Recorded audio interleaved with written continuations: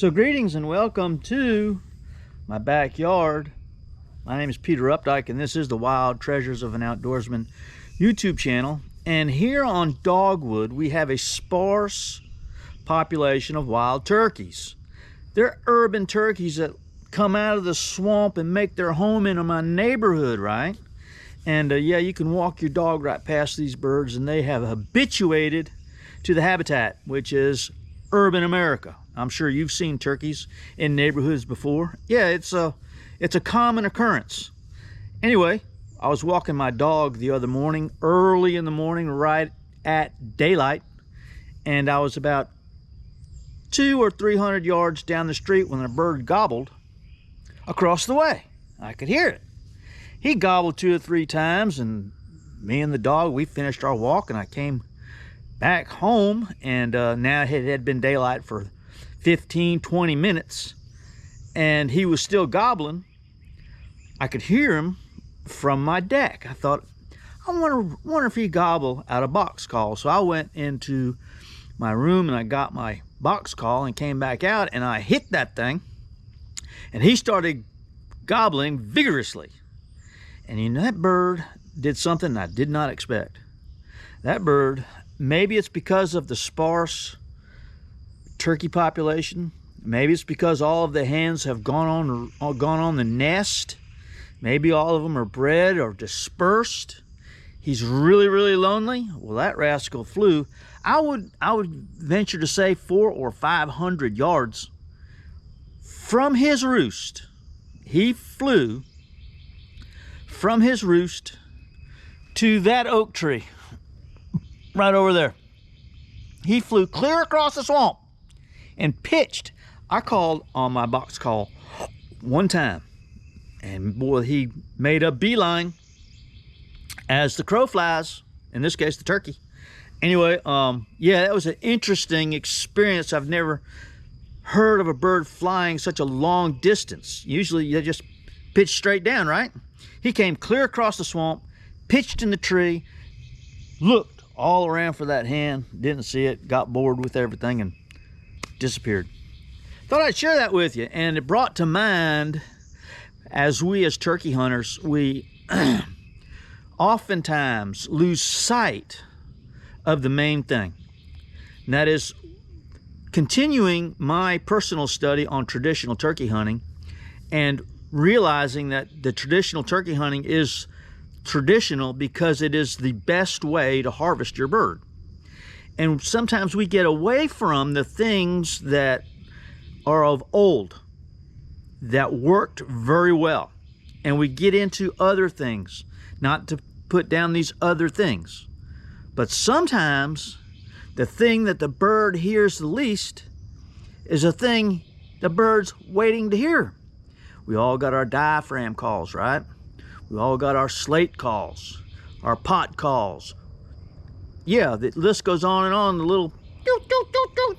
And they all work from time to time, but sometimes I don't know how sensitive the birds are to calls. I do know that I have experienced times when a bird would completely ignore my slate call, but respond to the diaphragm. And I've called birds in on my box call when I had no luck with the pot call. So I want to bring us back to the box call. Yeah, I've been carrying it with me, but I've not been using it. I think I'm going to try it. I wonder how many guys are actually using a box call because of all of the commercialization of calls. There are just so many calls out there now. And I thought maybe if I did a video and I showcased my box calls and then took the time to analyze the sound of each one and see how they differ one to another. And yeah, all of them will work, but sometimes one will work better than another on any given day, right? So you have to be aware that things change. As the season progresses, things change for the gobbler. Things change for the hen. Therefore, it's going to change for the hunter. And yeah, I hunted yesterday and had a good hunt, had a good experience, but a very sad outcome. I'll tell you about it another time.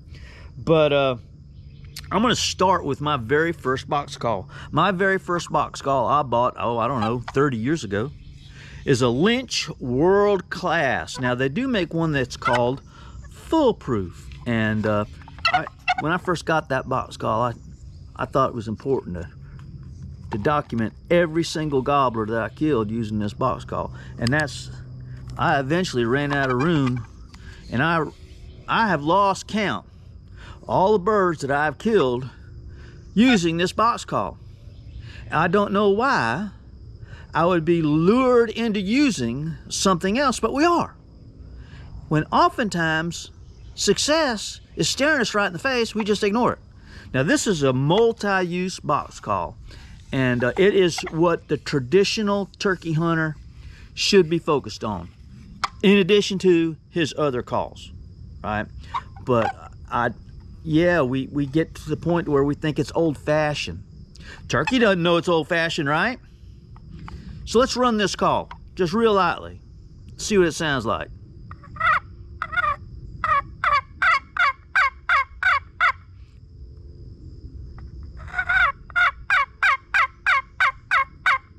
Boy, that's pretty sweet, right? Where's this box call been? Well, it's been in my cupboard. It's been put away. I've not taken it. Now, I'm going to change that. I've been taking a box call with me, but I have not been using it. I'm gonna change up, and I'm gonna start using my box call a little bit more. Now, this is also can be designated as a gobble box. What you need to do is, it's got these little pins up here, and you wrap rubber band around it, and you can gobble with it if you want.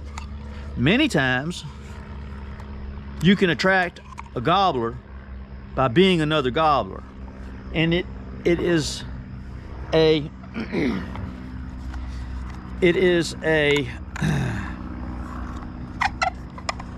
way to provoke the territorial response of a bird.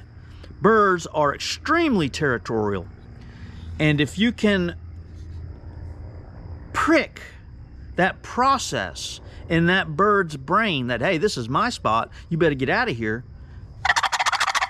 just shake that. That gobbler hears that, it's liable to anger him and trigger a response. That sounds pretty good. If you're down in the swamp and you're shaking that box call and a gobbler hears that, he says, hey man, this is my territory. That might lure that gobbler in. But this is the very first box call that I've ever purchased, and I bought it at an outdoor shop, right? And it was made in, I think these were made in Liberty, Mississippi. And yeah, it was a big business. These guys made these box calls one at a time. And yeah, I like it. Now, there is a process to using it. If it gets damp and wet outside, they're not as effective. You need to keep that in mind. I've got some more here I'm going to show you, and then we're gonna show you one more thing. Here's now.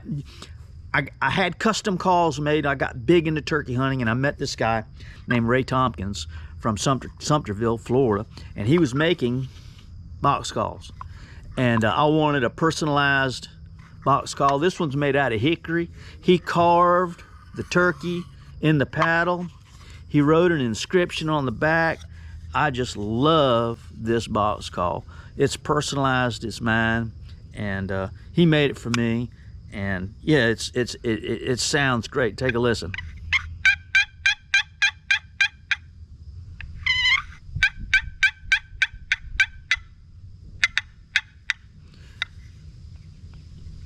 You can yelp, you can putt, you can cluck, you can purr.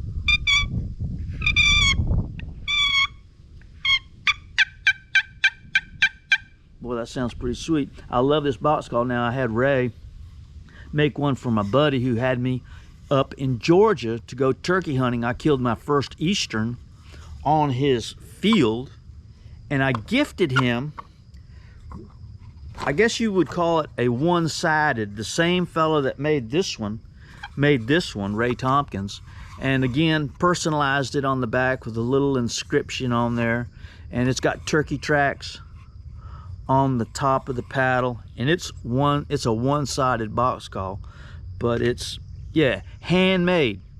And when Kelly, who I gifted this box call to, when he passed away, his daughter made sure that I got this box call back because she knew I'd like to have it. So yeah, here it goes. Let's run this one. Yeah.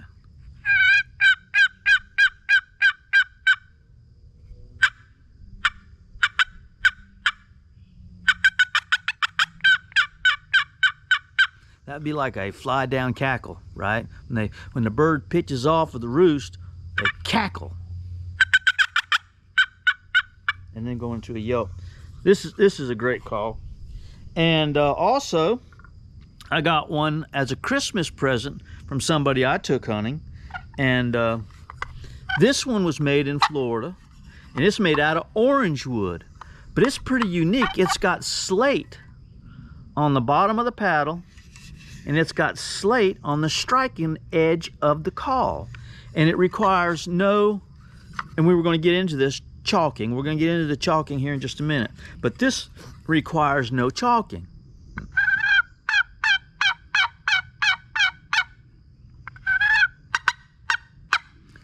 And it also works well in damp conditions. So this has, it has an advantage that others don't.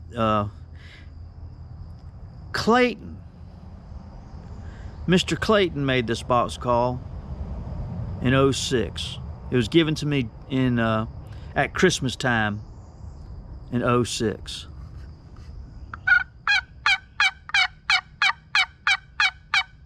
It's pretty sweet. And I got one other one here that I was given, that I inherited. And it's a friction call, and it's a box call, but I don't know what you call it. This is a Hastings or Hastings call. And it's a little more difficult to use, and it's more of the traditional type. And yeah, we're gonna try and make this thing call here. We're gonna run this one for a minute.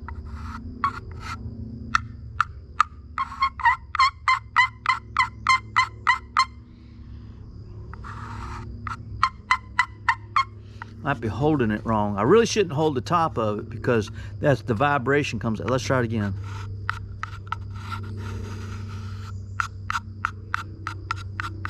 Let's chalk it up. All right. Chalk. You always need to have some chalk with you when using a box call.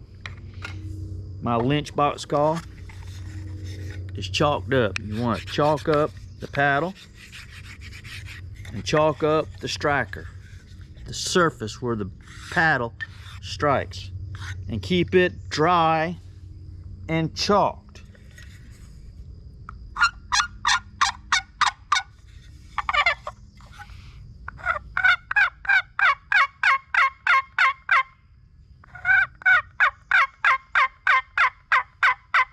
It would be a good idea to have your call tuned before you go on your hunt. In other words, you've run it a few times and got that sound you're looking for, wrap it with a rubber band, and you're ready to go. So the first time you hit it, yeah, it's on the money. All right, let's chalk up this Hastings or Hastings. Let's see if we can't make it run. Put some chalk on it. This is old school, handmade, right? An antique almost. Let's see what this thing will do.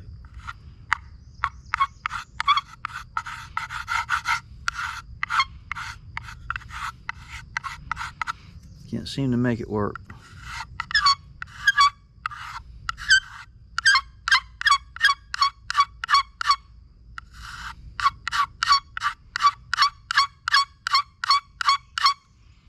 Yeah, with practice, you probably figure it out. But this call is before my time. And there it goes. And with practice, probably could figure it out. All right, so one more foolproof box call. I got this one at a turkey event in Sumter County, and it's a what you would call a push box call. It's almost foolproof. Now, when these come in handy, they don't have a whole lot of volume, but if you've got a bird coming in and he's 30 yards, 40 yards out, inside cover, you can't see him, and you can't help yourself, you want to call to him, this would be the call to use. It's just a little, just listen to this for a second. Well, if that ain't a purr, I don't know what is. Hens are constantly making little chirps, purrs, and clucks. And then it'll yelp. It's a push-pull. I can put pressure on it by just turning.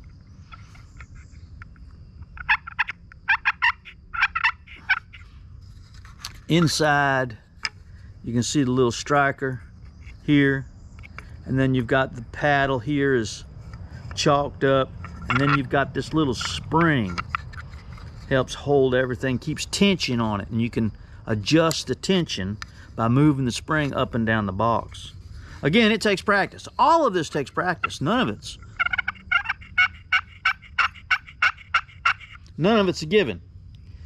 So next time, when you're thinking, well, you know, I need to throw something a little different at that gobbler, something soft and subtle, something that's not too obnoxious, something that sounds like a lonely hen, consider breaking out your box call. If you haven't, maybe you haven't used your box call in many years. Maybe your hunting competition hasn't been using their box calls, and look, that's something that gobbler has not heard. And if you do it light and subtle, if the bird is close, light and subtle. If he's far away and you're pretty sure that's the only bird that can hear you, yeah, put some volume to it and get his attention. Just like that bird.